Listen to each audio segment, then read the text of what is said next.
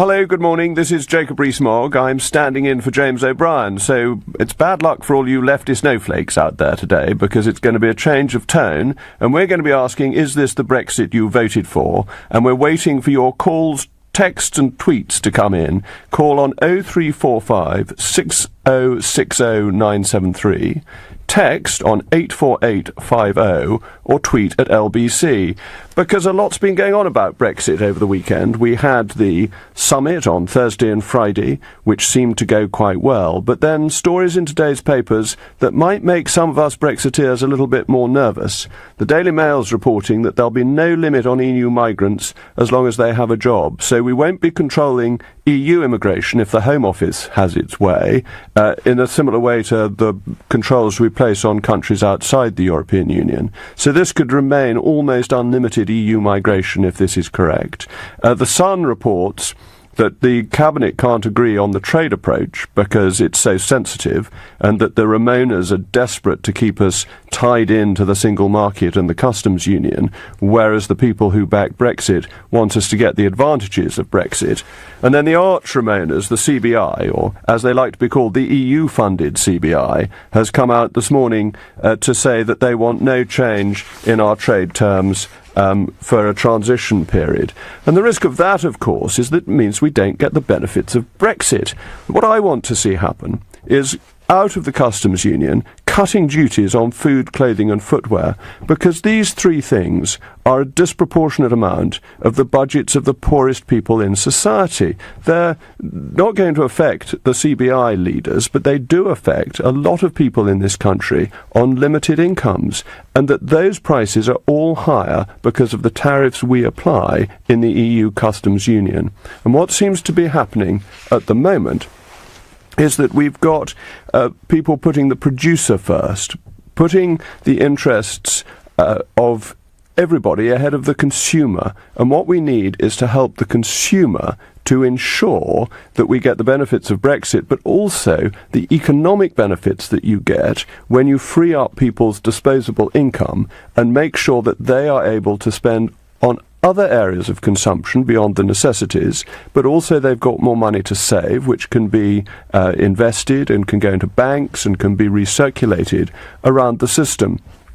And what seems to be happening with the constant talk of transition is that this will be delayed and that we won't get the benefits that we need and will be transformative for our economy until 2021 at the earliest, rather than having it in 2019, and therefore losing 2 years of economic opportunity. So what I'm hoping people will call in on is their view of Brexit, whether they think what I'm saying is right or wrong, whether they feel that we ought to roll back on Brexit and have an endless transition because they feel more secure with that, or whether there are people out there like me who feel we've got to go for it. This is what people voted for. And they voted for because they saw the opportunity of it, not because they were negative and not because they were little Englanders, but because they saw that Britain could be a really global nation, looking much beyond the narrow European sphere of a failing economic model to China and India and the rest of the world, and see those real opportunities that the country ought to be able to take. So we've got a call, and is this going to be Charlotte from the Forest of Dean? I think it is. Is that Charlotte? It is. Good morning, Mr. Rees Mogg. Good morning. I'm just ringing to say that as far as I'm concerned, and I am a leaver, I'm a passionate Brexiteer like yourself, and I feel that we have been let down over this. I don't feel that there should be a transitional period because, in my view, out means out. We shouldn't be paying the EU any money, and we shouldn't be allowing low-skilled immigrant workers into this country after the Brexit, after we've Brexited. Yeah, when you say we shouldn't pay them any money, do you mean nothing at all? Because legally we don't have to. No, exactly. We shouldn't be paying them any money at all, yet the papers are full of, contradictory statements saying that Mrs May is going to pay them something, and I don't think we owe them a damn thing, to be honest with you. And of course it's your money, isn't it? It's taxpayers' money. It's not that the government has all this money that it can splash about. It's hard-earned money of the British taxpayer.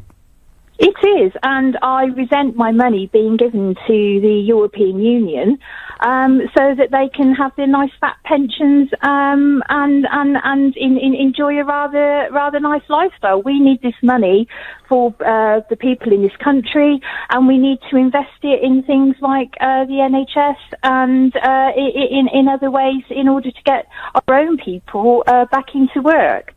Would you think it was worth paying any money if it got us a good trade deal out of the European Union? It would depend on the deal. I think we have the upper hand. I just don't think that Mrs. May is exploiting it enough. I don't see why we should have to pay money for a trade deal when we have other countries wanting to have trade deals with us. But it would honestly depend on how that was approached and what the terms of the deal were. You're quite right. We don't pay other countries for trade deals. Usually countries want to have trade deals. But the EU is in real financial difficulties if we don't give them any money at all. That's, I think, the problem for them. Exactly, but I think the EU is falling apart anyway. Well, there are lots of problems. Why would we be pumping money into a dead duck, to be quite honest with you? Well, I think that's a brilliant note to end on, the dead duck EU, because I've got Rickard from Woking who wants to come on. Rickard, I've got a feeling you don't agree with the wisdom of Charlotte. Well, Mr. Rees Mogg, I can't understand why somebody in your position should not be for an endless transition. I mean, you're a business investor, and the EU is a wonderful, clever system for investors. You can promote your interests through the Commission, because under the treaties, the Commission is beyond the control of politicians and the public, and it's only if the politicians pretty well agree immediately to any Commission proposal without any argument that they can do what they want.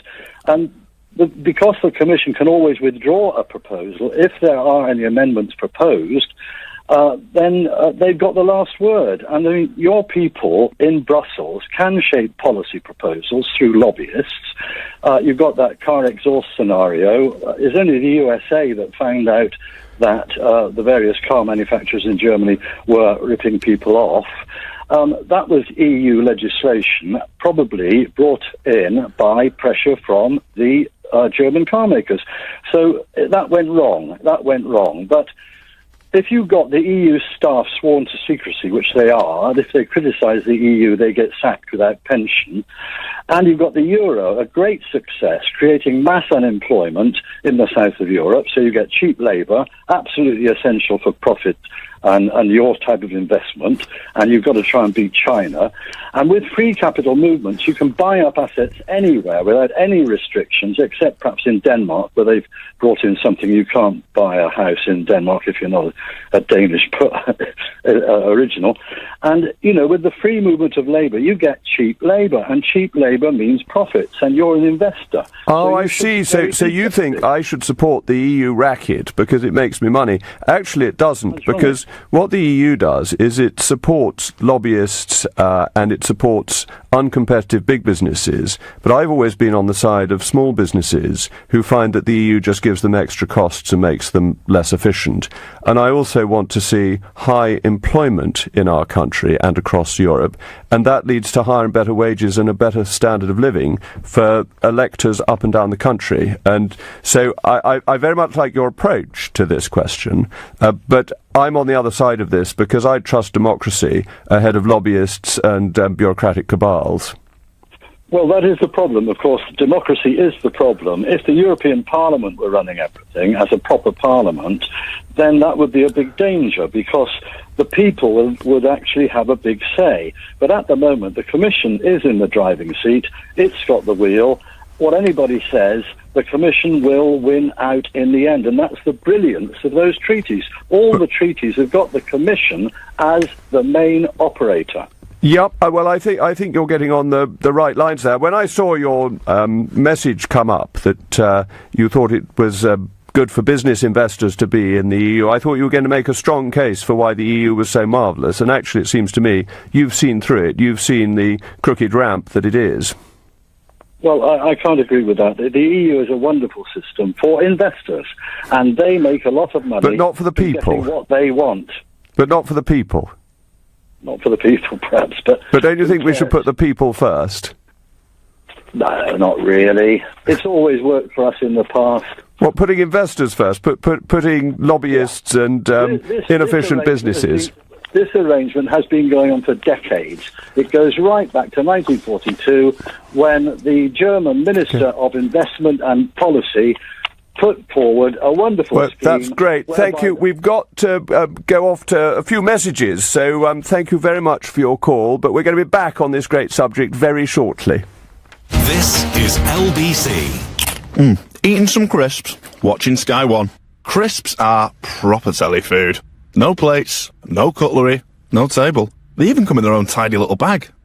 Just lick your fingers before touching the remote. Love my crisps. Almost as much as I love telly. Crispy one, Sky One. Begin. Grow. Imagine how much more you could do. With fast, affordable business loans, you can find out. Funding Circle, for those made to do more. Visit fundingcircle.com. Authorised and regulated by the Financial Conduct Authority. Hi, I'm a bowhead whale and I'm 170 years old, which means my eyesight's not quite what it was, so I need glasses, and that's fine, except I use my head to break through ice, which, aside from giving me a colossal headache, means my glasses get smashed to pieces and the dolphins laugh at me. They think they're so clever. Can't believe anyone wants to swim with them. Yuck. Time to try varifocal contact lenses. Pop into Specsavers for a free trial. Current prescription required, subject to suitability and availability. See in-store for conditions. Here are the swallows, gathering to make the journey to Africa and glorious sunshine. And here's the Jones family, gathering at number 37, about to go into hibernation. Let's hope their boiler's in good shape, or it could be a miserable winter. At Swale Heating, our expert engineers can install an A-rated Worcester Bosch boiler, which comes with a warranty of up to 10 years and a year's free cover for the whole central heating system, subject to survey. For a quote, visit swaleheating.com. Rely on us to keep you warm. So I get free Love to Shop vouchers in this $500,000 giveaway? That's right. For every 20 litres of selected Dulux Trade and Armstead Trade paints you buy, you'll get a £10 Love to Shop voucher to spend at over 20,000 stores and online. Oh, nice. So, are you off to do that hallway on Hill Street? Yeah, I am, but only after I've had a look online at what I can spend my vouchers on. Don't miss the Dulux Trade and Armstead Trade $500,000 giveaway. In store now until October the 31st. T's and C's apply. See online at $500,000giveaway.co.uk or in participating stores for details. What if you could get that winning feeling every single month? With NS&I's premium bonds, every month you could win tax-free prizes from £25 up to £1 million. And NS&I guarantees that every pound of your savings is 100% secure, because we're backed by HM Treasury. Who knew saving could be so exciting? Premium bonds at nsandi.com. Minimum initial investment £100. NS&I. Safer savings set you free. A tenner doesn't go very far today, does it? Well, that's where you're wrong. At Tesco Mobile, it gets you a cracking 2 gigabytes on our £10 pay-as-you-go rocket pack with 500 minutes and 5,000 texts, all without a contract. Try it. A tenner says you won't be disappointed. Oh, and there's loads more packs to choose from. For your SIM, go online or in-store. Smile. You're on Tesco Mobile. Rocket Pack expires after 1 month. Renews automatically. Requires a Tesco Mobile or Unlock phone. Minutes, text to standard UK landline and mobiles. Includes EU roaming. T's and C's apply. In England, some constituencies have a lot more electors in them than other constituencies. Boundaries are changing to make parliamentary constituencies more equal. Don't miss the last chance to help us shape the new constituencies in your local area. Time is running out. View a map of the proposed changes in your area and have your say at bce2018.org.uk. Jacob Rees Mogg. Text 84850. Well, welcome back. This is Jacob Rees Mogg on LBC, and we've been discussing whether we're getting the Brexit that we've voted for. And Chris from Richmond, is that Richmond, Yorkshire, or Richmond, Surrey, that you're calling from? Richmond, Surrey. Good morning, Jacob. Good morning. I'm very disappointed with the government's attitude regarding EU citizens. My wife has been here 22 years, and because we lived abroad, she's now in a situation where she can't apply until after we leave the European Union. When my family's had difficult times. I had very bad depression 3 years ago, and I was literally suicidal. And I'm not lying when I say that. And it was a Hungarian mental health nurse or psychiatrist that helped me through things. I have a daughter who's autistic, and she was helped at school massively by a Spanish teaching system. Now, under the current government plans, those people, if they haven't been here 5 years, would not be given guaranteed settled status. How can you say that you're on the side of the people when you haven't voted in the House of Commons and given the chance to guarantee the right of those people to stay in this country, Jacob? Well, during the Brexit campaign and subsequently, I've said that we should be generous to EU nationals who are currently living here because they came here legally, our law allowed them to come, and they've made a huge contribution to British society. I think we should be controlling future movement, not trying to make life difficult for people who have already come here under a system that we set up, who we should greatly admire, because it seems to me it's a really brave thing to do, to move halfway across a continent to a country where you don't speak the language for the hope of improving your livelihood and the livelihood of your family. And I think we should have put that much more strongly. So I broadly agree with you. On the vote in the House of Commons, that was a token Opposition Day debate. It wasn't going to change anything, so I just backed government policy at that point. But I hope that we will be clearer, and indeed Mrs May is now much clearer on the need to protect people who came here lawfully and are contributing to our society. Well, I mean, I think just at the Opposition Day debate, you could have made it your opinion clear by voting with the opposition motion. I think the other point is, I don't think she's been completely clear. She's talking about people being here lawfully, but she was the only member of the cabinet that 15 months ago vetoed the idea of having a guarantee for EU citizens from effectively day one of Brexit. And the point is, this is putting people off, I believe, Jacob, coming into professions. I recruit auditors. I work for a pharmaceutical company. I recruit auditors. I need language speakers. It's hard enough to recruit as it is now. If the government wants to continue to send the message that these people aren't welcome, or it's going to make it more difficult for them to come, and we as employers are going to have to go through more paperwork, people won't apply, and people will end up having to set up offices and departments and teams in other parts of Europe. Well, it is going to be a question of taking control of our borders, isn't it? That's what people voted for, and that it's only right that we should have proper controls so that we can decide on the numbers that we want to come. And the future position is, I think, much more straightforward. Well, but what about you've been controlling non-EU immigration for a long, long time, but you haven't controlled it properly. The fact is, I agree with that. The fact is we have low unemployment. So in the Conservatives, on the one hand, like yourself, trumpet low unemployment. Isn't it great under the Conservatives? At the same time, he's saying, well, we don't need all these people coming to the country. Social care in the borough of Richmond upon Thames would collapse tomorrow, Jacob, if Europeans stopped coming. But it's a fact, as in most of London. Well, the people who are here won't go, necessarily. They won't be any under obligation to. They'll remain very welcome in this country. And there are over 8 million people in this country who are economically inactive, of whom 2 million would like to get employment. So there is quite a lot of extra supply in this country without going abroad. Yeah, but I think there's other fundamental reasons. The reason in London why many, particularly women, aren't working is because childcare is unaffordable. It costs £1,000 a month to send a child 3 days a week to childcare, as I found out. So it wasn't worth my wife going back to work. But frankly, when we had 2 children. So it's not about... There's other barriers which actually stop people going back to work. It's not the availability of jobs in certain parts of the country. But as you know, the government's introducing 30 hours of free childcare, so I think people are aware of the issues with childcare, and policy initiatives are in place to help with that. But Jacob, I disagree, because my friends run a nursery, and even that policy has been flawed, because all that's done is say, right, we've got to give 30 hours free childcare to 3- and 4-year-olds, but what are they doing? They're then ramping up the charges on 2-year-olds to make a profit, because they can't charge for extra services. Well, we're wandering a bit away from Europe, so thank you very much. I might move on from Craig from Devizes, so that's Wiltshire, next door to Somerset, so a very good county, not of course as great a county as Somerset, but Craig, you're very welcome. If Craig is there. Hello. Hi, Jacob. Are you talking to me? I am. Craig from Lincoln. You've moved. It said Devizes. From Lincoln, yeah. Yeah. Fantastic to talk to you. Thank you. It's good for you to be on the radio for this 3 hours rather than me having to punch myself in the face like I normally have to do. I can't see why this is so difficult, this transition. The 3 questions, for instance, EU citizens' rights.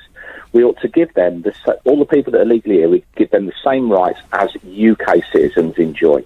So not the same rights they've currently got with the European Court of Justice, just the same rights as UK citizens will have, because that's fair, surely.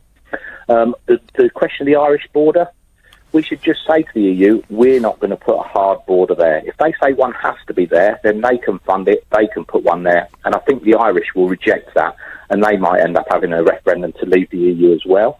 On the divorce bill, we ought to pay them nothing because our assets will offset the commitments that we've got. And lastly, the trade deal is all we have to say to them is, OK, you decide the tariff. However, it will be a universal tariff. So if you decide it's 10%, fine. We'd make an extra 6 billion quid a year out of that, plus the 10 billion we're not paying them. That's 16 billion. If they decide, actually, we need to have a free trade deal because we make a surplus on the UK, we're obviously, the UK are in deficit to the EU on trade, then that's fine as well because that's the position we're currently in. But we'd be 10 billion a year better off that we're not paying the EU to have what they call a free trade deal. How is it free if you're paying 10 billion a year to have the deal? That doesn't sound free to me. When people say our fruit and vegetables will go up in price, they won't. They won't. They should come down.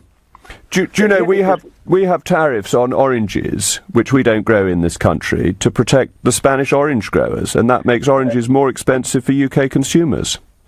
Grapes similarly as well. Strawberries, if you take from Zimbabwe and Kenya and places like that as well, all our fruit and veg would actually come down in price. So we wouldn't have to pay tariffs to the rest of the world because we could do free trade deals with them as well.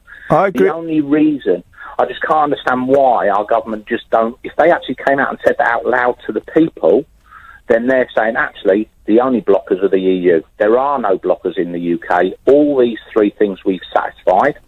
And as for regards to the trade deal, we're saying we want a trade deal. You decide the tariff. However, it will be a universal tariff where we pay the same for cars as we pay for fruit and vegetables. I'm in entire agreement with you. If anyone disagrees, will they call 0345 6060 973? And in the meantime, I'm going to Chris from Wilmslow. Hello, Chris. Oh, hello, Jacob. Can you hear me? Hi. Yeah, I'm completely with you. So I'm not going to sort of dwell on too much detail. I think really there's going to be winners and losers in this whole situation of Brexit. Everybody knows that. I think we should just go for it. But my question to you is how do we precipitate a fast track to this Brexit resolution? I mean, it seems that we're just fluffing around. We're kind of moving in a situation which is not going in any clear direction. We continue to make all the running with this, and I just think we're going in the wrong direction. I think we should play hardball and accept that there's going to be some outcomes which some people, will benefit. Some fisheries and farmers and that. Other charities, for example, may be under pressure because it's from direct EU funding unless the government step in. And so when you play hardball, what do you mean? Say we're not giving you any money and we're just going to leave and trade with you after the 29th of March 2019? Well, that's exactly right, because what that will do is precipitate some consideration on the EU side to think about what they can do to retain their position in terms of the trade. We all know about that sort of detail. So, I don't think we're putting ourselves in a strong position by making all these, making the running. I just think we should say no, we are leaving, no payments, no exceptions, and then maybe close the deal later on if it suits us when they come back to us, and if they don't, we just go our own way, and that's it. Well, I think that's great. I think you put your finger on it, and I'm now going to go to Owen from Budapest. I knew that LBC's reach was international, so I'm very impressed that we've got a caller from Budapest. Owen, over to you. Good morning, Mr. Rees Mogg. It's a pleasure to speak to you. Thank you. I'm a British expat here in Budapest, Hungary. And I've been following the Brexit developments quite closely. I personally voted to leave. I thought it was a sovereignty an issue that I thought was very important. Seeing Mrs. May's performance recently has been quite disheartening because it seems to me that she's unilaterally handed indefinite leave to remain, or she's allowing all of the EU nationals, 3 million of them in the UK, to stay, to work, to claim all of the benefits and the healthcare and the education that is available to the British citizens, and there's been no such guarantee for us who live in the EU. I think I heard that Spain has decided that it's going to allow its British expats to stay, but that was the Spanish government. I've heard nothing from the EU. They seem to have been given everything that they wanted, and they've given absolutely nothing in return. But it's mainly a national responsibility, isn't it, immigration? So wouldn't you have thought that Hungary would welcome you, that Hungary is a country that wants the money, wants the taxes that you pay, and that the self-interest of the individual member states will mean that British nationals living abroad are almost certain to get a good deal? In my case, that is exactly right. I've been in contact with the Hungarian Interior Ministry, and they assured me that my position here is secure. But again, I think it is being dealt with by the member states. But I've got friends in Germany. They haven't heard anything from the Interior Ministries there, and they're reading The Guardian, they're reading The Times, and all they hear about is people being used as bargaining chips. And I think the media is being very irresponsible in doing that. Okay, well, I think that's a very good point. Thank you very much for ringing from overseas. I hope it hasn't cost too much on the telephone lines. But this is LBC with me, Jacob Rees Mogg. The time is 10:30 and 13 seconds, and we're going to have the news with Thomas Watts. Boris Johnson has backed Donald Trump's approach to the North Korean crisis, but has urged the president to stick to the Iran nuclear deal. The Foreign Secretary insists Mr. Trump has an absolute duty to keep any option on the table when protecting the United States. A woman's been charged with murder after an 18-month-old baby fell from the 6th floor of a block of flats in Bradford on Saturday afternoon. 23-year-old Gemma Proctor's due in court this morning. And drivers of older, more polluting cars now need to pay more than £20 to enter central London. The toxicity charge introduced this morning mainly affects vehicles registered before 2006. LBC weather, cloudy this morning but gradually brighter during the day. Showers in Scotland and Northern Ireland this afternoon. A high of 16 degrees. LBC Travel, the North Circular Road is closed eastbound at the 4th Street Tunnel at Edmonton because of an accident. There are long delays all the way back past Arnos Grove. Hammersmith Bridge stays closed for planned works. It will be closed for the rest of this week. It's extremely busy in the area. And also there are long delays in Fulham because Wandsworth Bridge Road is closed after an accident. In Seven Sisters, there are delays on the A10 southbound to the West Green Road junction where the traffic lights were damaged earlier in an accident. LBC Travel, I'm Joanne Webb. This is LBC.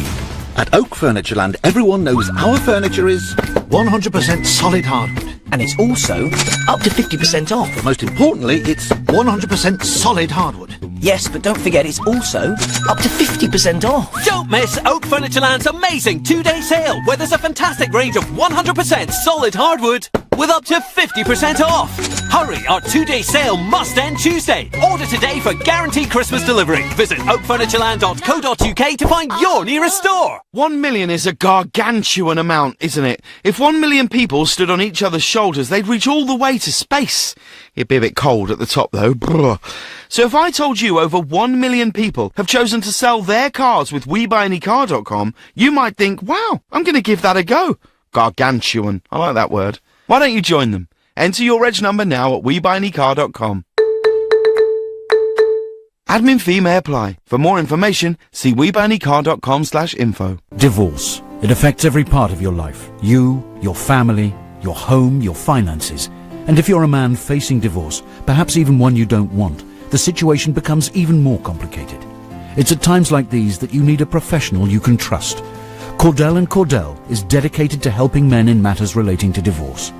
Call now on 0330 60 60 161 or visit cordell.co.uk, office in central London. A partner men can count on. Calling all units. Reports coming in of Sky's gripping new cop drama Tin Star, epic Game of Thrones and loads more shows, all with Sky TV from £20 a month. Sky TV and Sky Q, the Next Generation box, have been sighted in the vicinity. Witnesses report watching wirelessly all round the home for just £12 extra a month. Units should respond immediately and search Sky Q to join or recontract. Sky. Believe in better. £20 standard setup, new 18-month TV contract requires Sky Q multi-screen. Sky Q kit loaned at no cost. Upfront payment required. Terms apply. Hey, Sarah, did you see our street in the Admiral ad last night? Yeah, we're the inspiration for multi-cover. Guaranteed discounts on Admiral home and car insurance, don't you know? Your home and car on one policy.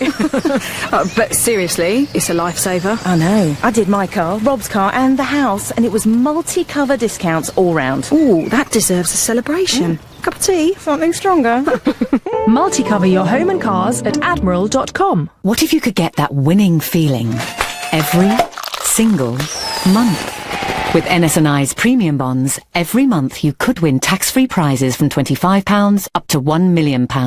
And NS&I guarantees that every pound of your savings is 100% secure because we're backed by HM Treasury. Who knew saving could be so exciting? Premium bonds at nsandi.com. Minimum initial investment £100. NS&I. Safer savings set you free. Block management. 2 very simple words. But what do they actually mean? Well, there's budget approval for starters, then service charge invoices, health and safety paperwork, cleaning, gardening, maintenance, inspections, contracts, insurance, emergency call-outs, and a whole lot more besides. So for complete block management solutions, just remember 3 simple letters. ABC. ABC Estates will take care of all your day-to-day management, leaving you as happy as Larry. See abcestates.co.uk or call 0800 888 6688. Jacob Rees Mogg on LBC. Call 0345 6060 973. Well, welcome back. It's 10:35, and this is Jacob Rees Mogg in the LBC studios, waiting for calls. We've got lots coming in, but if anyone disagrees, do get through, because there'll be a hotline for you. It seems to me that the great wisdom of the British people is such that everyone's in agreement today, but it's 0345 6060 973. And we're discussing what's been going on in Brexit, the negotiations that went on Thursday and Friday, the news in today's papers about things that may be being watered down.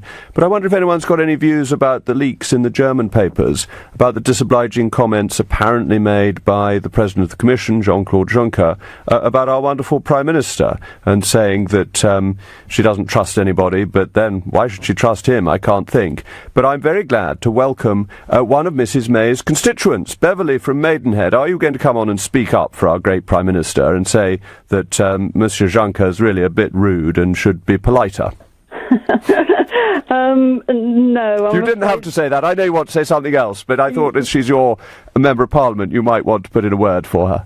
No, not really, I'm afraid. I started off by being impressed, but everything seems to be sort of going all over the place at the moment, and I'm a keen Brexiteer like yourself. I'm UKIP secretary of the Berkshire County Committee, and I just want to make a point about the EU and trade, which isn't often made.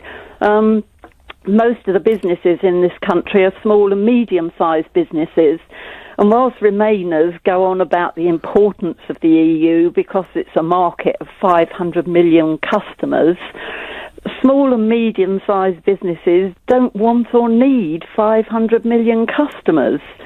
If you've got a specialised product or service, then most of those people may not be your customers. For example, if you manufacture wheelchairs, your customers will be people who need a wheelchair.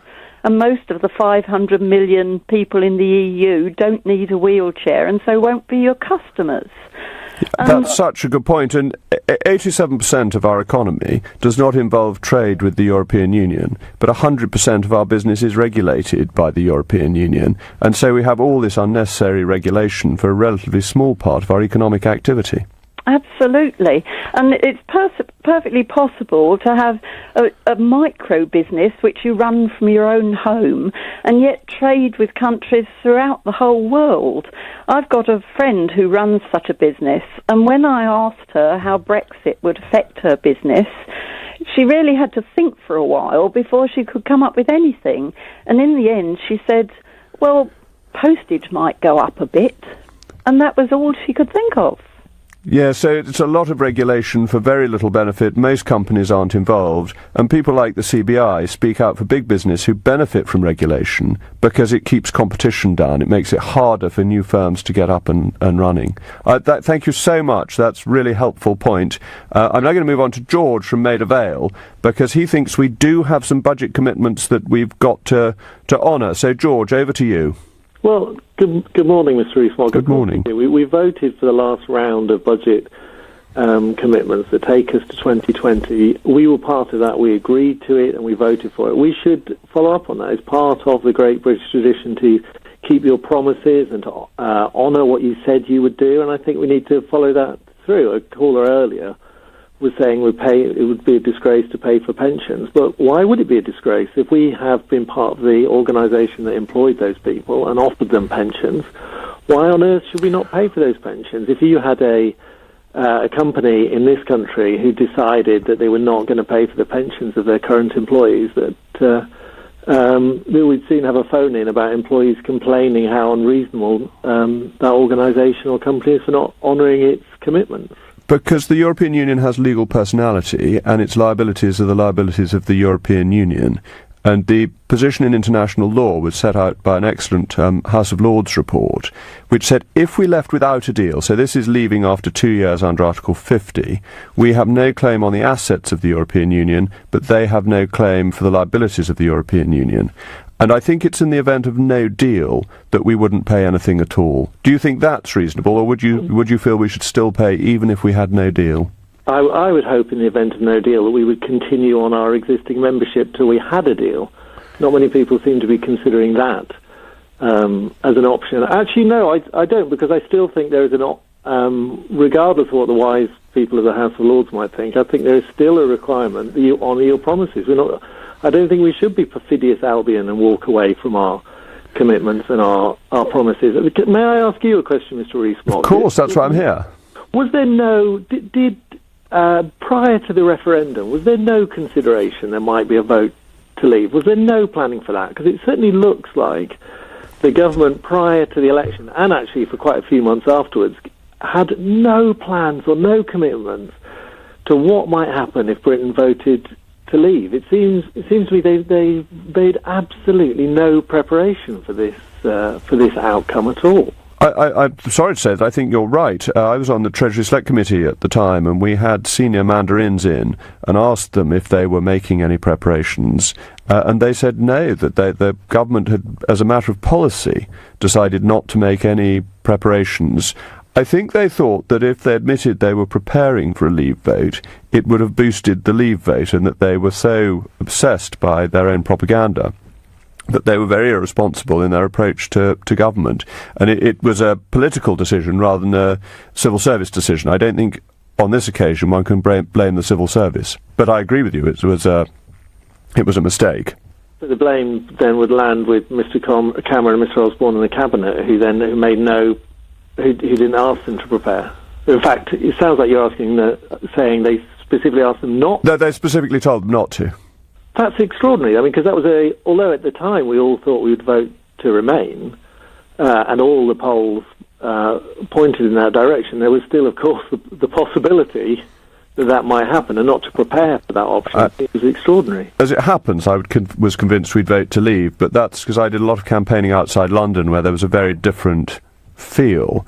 But I wasn't in a position to influence whether or not the government made any preparations. And I agree with you. I think it was deeply irresponsible, and it was done as part of the Project Fear to say that if we vote to leave, there's nothing in place. Anyway, thank you very much for calling. I'm now going to go to Tony and East Finchley, because you think Brexiteers are lying and the organisations are decent. So far away. Well, that's not what I said. What I wanted to know was, you said at the start of your speech, the EU-funded CBI. Yes. Why did you say that? Because it gets money from the EU for surveys that it carries out for them, and it's in their accounts. Less than 1%, isn't it? It's in their accounts that they get money from the EU, and you don't get money from the EU unless you sign up to a contract saying that you won't do anything that damages the reputation of the EU. So the CBI... Isn't true. You get less than 1%. 1% comes from the EU. They get money from the EU. It's what I've said's correct. How much money? It's less than 1%. Well, it's part of their funding. It's part of their funding. The funding is research. It's for research. It's ring-fenced. Great. 0.6%. So thank you. So you've proved the point that the CBI gets money from the EU. Yeah. Would you call any other organisation? I'd happily say it about any other organisation that gets money from the EU. It's an important part of their work. And they're constantly pro. 1%. They're constantly pro the EU. The CBI told us we had to join the euro. They were in favour of the exchange rate mechanism. They're a very good counter-indicator of what the best policy is. If the CBI says it, it's almost always wrong. EU-funded CBI. That's what I said, and I said again. Yes.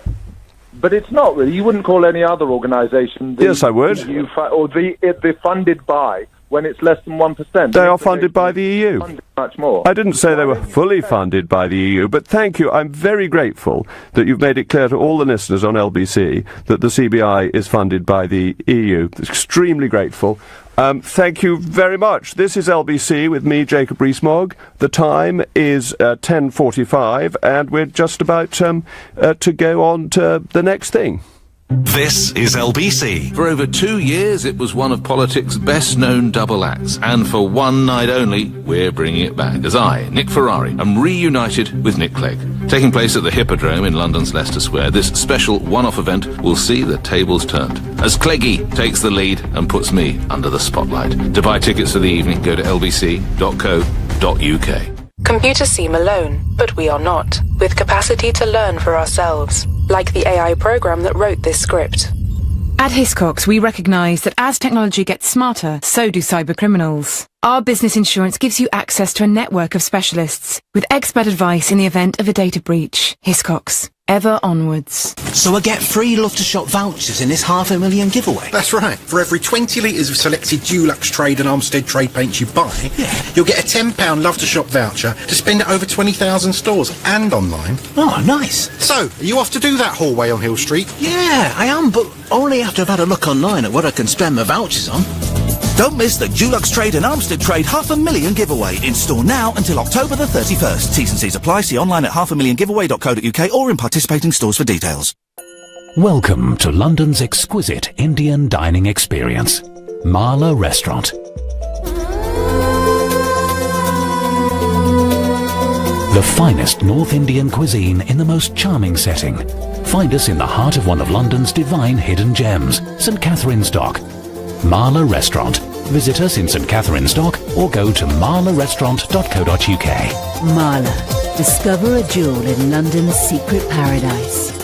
What if you could get that winning feeling every single month? With NS&I's premium bonds, every month you could win tax-free prizes from £25 up to £1 million. And NS&I guarantees that every pound of your savings is 100% secure because we're backed by HM Treasury. Who knew saving could be so exciting? Premium bonds at nsandi.com. Minimum initial investment £100. NS&I. Safer savings set you free. When your growing business is hiring, you don't need lots of candidates. You need the right candidates, fast. You need Indeed.com, featuring an algorithm that positions your job posts where quality candidates are and screener questions that zero in on the best talent. Post your next job on Indeed, the UK's #1 job site. For a limited time, we're giving new users a £50 credit to post a sponsored job. Claim your £50 credit at Indeed.com/redeem. That's Indeed.com/redeem. Terms, conditions and quality standards apply. The UK's #1 job site according to Comscore. So, what can you do in your lunch hour? Eat your lunch, obviously. Do a bit of social networking. Text your partner asking what should we have for tea. Or you could sell your car. Yep, selling your car with WeBuyAnyCar.com is so quick, the average drive time to a branch is less than 15 minutes. You could have sold your car before everyone else has made it back to their desks. Quick! Enter your reg number now at WeBuyAnyCar.com. Admin fee may apply. For more information, see WeBuyAnyCar.com/info. In England, some constituencies have a lot more electors in them than other constituencies. Boundaries are changing to make parliamentary constituencies more equal. Don't miss the last chance to help us shape the new constituencies in your local area. Time is running out. View a map of the proposed changes in your area and have your say at bce2018.org.uk. A tenner doesn't go very far today, does it? Well, that's where you're wrong. At Tesco Mobile, it gets you a cracking 2 gigabytes on our £10 pay-as-you-go rocket pack with 500 minutes and 5,000 texts, all without a contract. Try it. A tenner says you won't be disappointed. Oh, and there's loads more packs to choose from. For your SIM, go online or in-store. Smile. You're on Tesco Mobile. Rocket Pack expires after 1 month. Renews automatically. Requires a Tesco mobile or unlock phone. Minutes, text to standard UK landline and mobiles. Includes EU roaming. T's and C's apply. Leading Britain's conversation. Jacob Rees Mogg. Tweet at LBC. Hello, welcome back. It's 11 minutes to 11, and we've been talking about the European Union and Brexit and all that goes with that. Later on, we've got other things to talk about, including Boris Johnson's speech and the punishment of people with old cars coming into London. But I'm glad to say we've got a caller from one of the finest towns in the whole of the country, one in my own constituency, in glorious Somerset.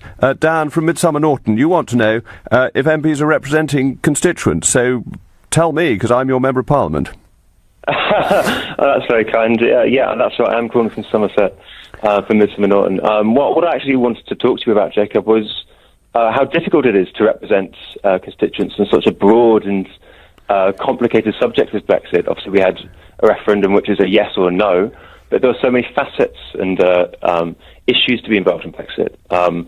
So I wanted to ask you, how does one go about representing constituents on something so complicated? I think you put forward your views at the general election and, of course, in between times, and then voters decide whether they want the views in the round that you have or they want the views of the other person.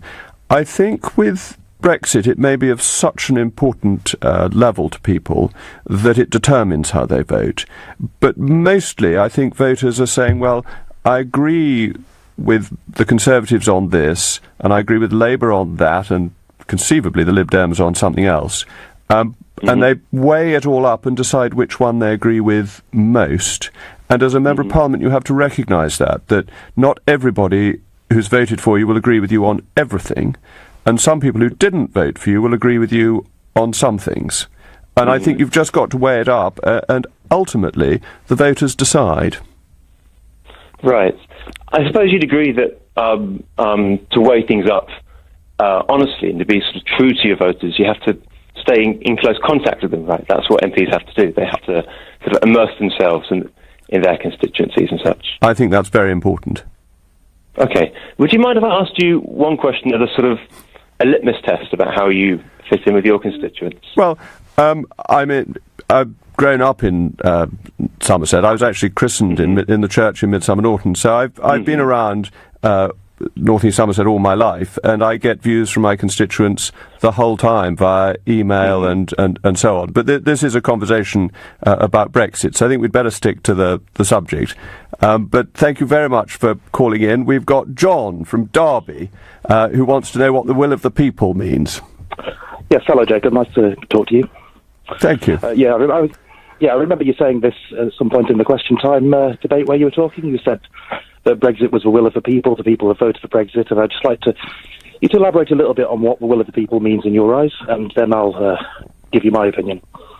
Well, we had the largest ever vote in this country on Brexit. 17.4 million people voted in favour. Which was a non-binding referendum, which was advisory, which carried as much legal weight to carry out a mandate as a survey would. So that's not... No, that's a fatuous point, actually, that it was legislated for specifically, and the government made it absolutely clear in the course of the legislation that the result would be binding upon the government. There were many things said in the run-up to it that it was not going to be binding. In addition to that, I don't think that's right. I think everybody said they would accept the result of the referendum. People did say that, however, a number of... So you think politicians should have lied? That's what you're really calling for? Well, you lie a lot, if I'm honest with you. Oh, do I? When? Yes. Well, I can't come up with a specific one. Oh, that's very good. So you accuse people of lying without a specific example, and you think politicians, as a general rule, should lie and say that they accept the result of a referendum, and then, because you don't like the result, not follow it through. Is that your position, sir? My position is, all right, one example. You believe immigration to be a bad thing, don't you? No, I've never said that. I think it should be controlled.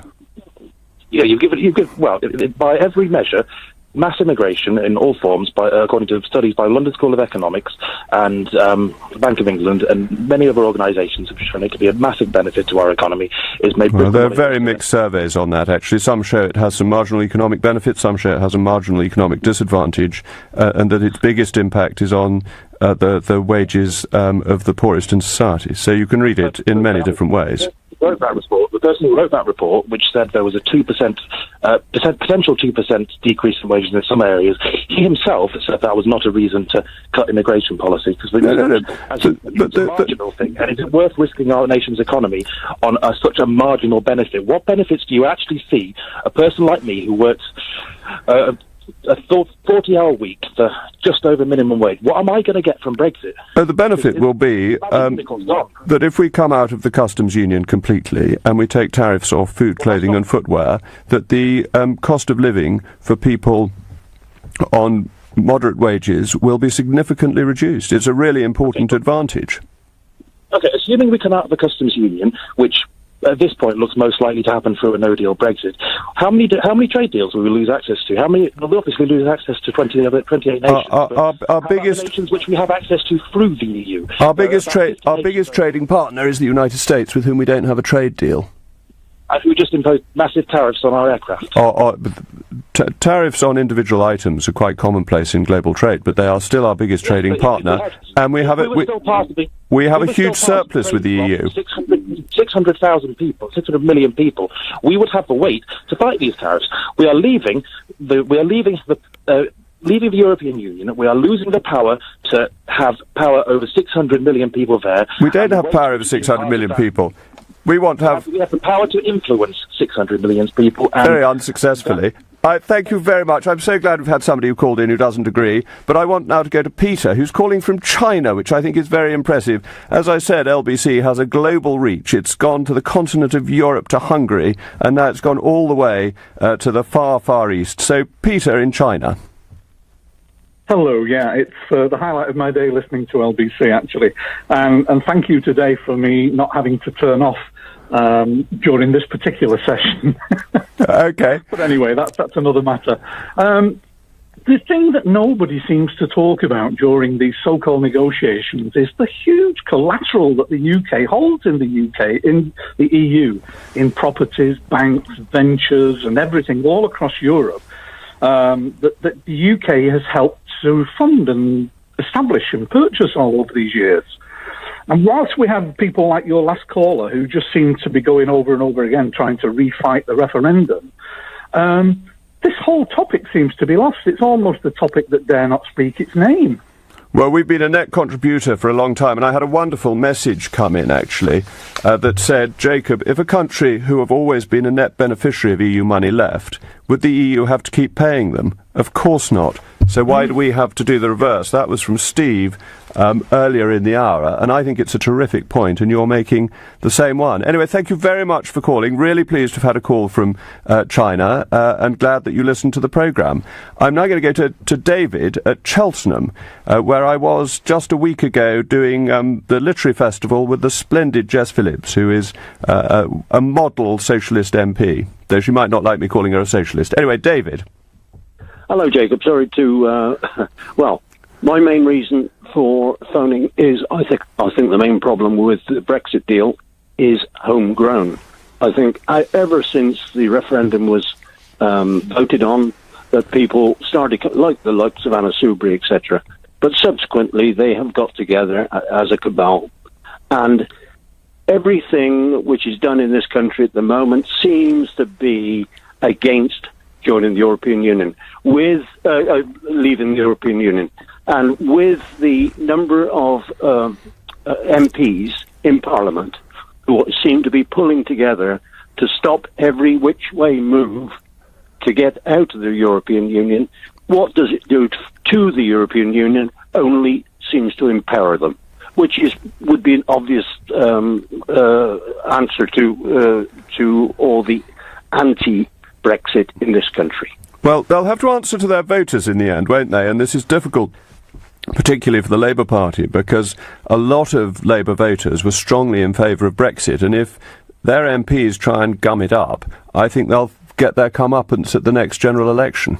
But when will the next general election be? And the problem is, as you said, with the Labour, I mean, they went into this last election being very positively against staying in the European Union, and now they've done a complete U-turn over the last few months. Yep. And now they're going to put forward this motion for a final vote on the outcome of the talks, and to which it appears that they could put a complete block on it. I don't think that will work, but thank you very much for your call. That this is LBC with Jacob Rees Mogg, and we have been discussing Brexit for the past hour, and now we're going to start talking about the T charge, this extra charge that's being imposed in London on motorists driving cars that are more than 11 years old, built before 2006. And the issue there is that there were lots of failures in public policy, that diesel was promoted and that congestion has got worse and worse. And what we're trying to find out is whether bureaucratic failures are being pushed on to the motorist. So the question is, are voters being punished for government failures on air pollution? Please call on 0345 6060 973. On FM, online, on your mobile and on digital radio. Leading Britain's conversation. This is LBC. From Global's newsroom at 11 o'clock. London's mayor says the capital's new toxicity charge won't make a profit. From today, drivers of the most polluting cars have to pay £10 on top of the existing congestion charge to come into central London.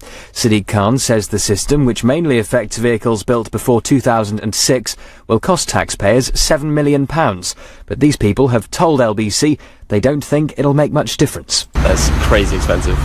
Yeah, especially for people, well, they have to commute in, that's a bit too much. People still drive in central London, they still take their car. Important services are being charged, like, extra, but I think there are some people that are driving unnecessary cars. Boris Johnson has backed Donald Trump's approach to the North Korean crisis. The Foreign Secretary insists Mr. Trump has an absolute duty to keep any option on the table while protecting the United States. He's called on Kim Jong-un to end its weapons program. Mr. Johnson's also urged President Trump to remain as part of the nuclear deal with Iran, which lifts sanctions on Tehran in return for limits on its nuclear program. Think of the nightmare that deal has avoided. It is a nightmare we can continue to avoid if we are sensible. Business leaders are warning of a loss of trade and investment unless a Brexit transition deal is agreed as soon as possible. A letter to the Brexit Secretary has reportedly been signed by the CBI and British Chambers of Commerce. A woman's been charged with murder after an 18-month-old baby fell from the 6th floor of a block of flats on Saturday. 23-year-old Gemma Proctor from Bradford will appear in court this morning. The new leader of UKIP has told LBC he may need to sell his house to afford to stay in the unpaid post. Henry Bolton took charge of the party last month. He says his wife is nervous and supportive of the idea, but he's told us it's a job which has to be done. Whatever the result of the next couple of years, that is going to dictate for generations the future of this country and its people. And, it's absolutely desperate that we get some leadership involved. The Financial Conduct Authority has fined Merrill Lynch £34 million. The bank's been accused of failing to report nearly £70 million of transactions. And in the last few minutes, UEFA has announced Celtic have been fined €10,000 after a supporter came onto the pitch during their Champions League match against Paris Saint-Germain at Celtic Park in September. The LBC Markets report the FTSE 100 is trading up 8 points at 75.31. The pound buys €1.12 and $1.31. LBC weather cloudy this morning but gradually brighter during the day. Showers in Scotland and Northern Ireland developing this afternoon. A high of 16 degrees. From Global's newsroom for LBC, I'm Thomas Watts. The 3rd of November marks one of the greatest days in human history. A day to celebrate, to shout from the rooftops, life is good! The 3rd of November is World Sandwich Day, and Subcard holders can celebrate it with a free 6-inch sub at Subway. Simply download the Subcard app, register and present it in store on the day. But you must register before the 30th of October or no free sub for you. Subway, keep discovering. Terms and conditions apply. Participation may vary. See in store for details. LBC travel, the North Circular Road stays closed eastbound at the 4th Street Tunnel at Edmonton because of an accident. There are long delays all the way back past Arnold's Grove. The M1's very slow southbound to Junction 8 at Hemel Hempstead. A lorry is overturned on the exit Slit Road, but it's very busy in the main carriageway. Hammersmith Bridge is closed for planned works. It will be closed for the rest of the week. Long delays in the area, and the Piccadilly underpass is closed westbound for emergency repair works. That's very busy on the approach. Just hearing about some big problems in Bagshot, the A30 London Road, that's been closed in both directions because of an accident. LBC Travel, I'm Joanne Webb. This is LBC from Global, leading Britain's conversation with Jacob Rees Mogg.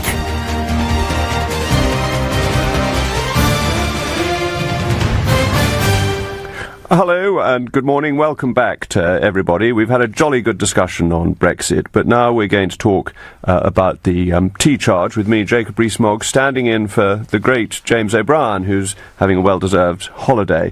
The question here, really, is that there was a great campaign to persuade people to buy diesel cars, that it was the government here, the then Labour government, it was the European Union, it was the motor manufacturers, they were all pushing diesel. That's what everybody had to buy to be environmentally friendly. They were concerned that petrol churned out carbon dioxide and ignored the fact that diesel was churning out nitrous oxides and particulates.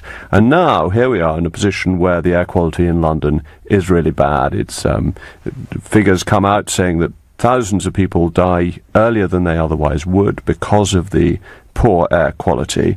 And so the response of the bureaucracy, which it seems to me has created a good deal of this problem, is to punish the motorist further, and particularly the poorest motorists with the oldest cars, and that they're going to be hit, as of today, by this T charge, which is an extra £10 on top of the congestion charge of £11.50. So £21.50 to enter central London if you're in an old car that you may have been encouraged to buy by the government and by EU policy. And is that really fair, or are there other problems? Shouldn't we have a tax on Transport for London for gumming up all our roads and making it impossible to go along the embankment nowadays, or for closing Bank Junction? The constant effort to make moving in London more difficult, the narrowing of pavements, the sequencing of lights so they seem to be red more than they were in the past. They're inevitably red more than they were green, because otherwise traffic would keep on crashing, and we don't want that. But the question I'm hoping people will call in on is whether this is the right answer, or whether other things should be done. I heard Nick Ferrari earlier saying that we should be looking at the heavily polluting buses, and whether that isn't something that should be attended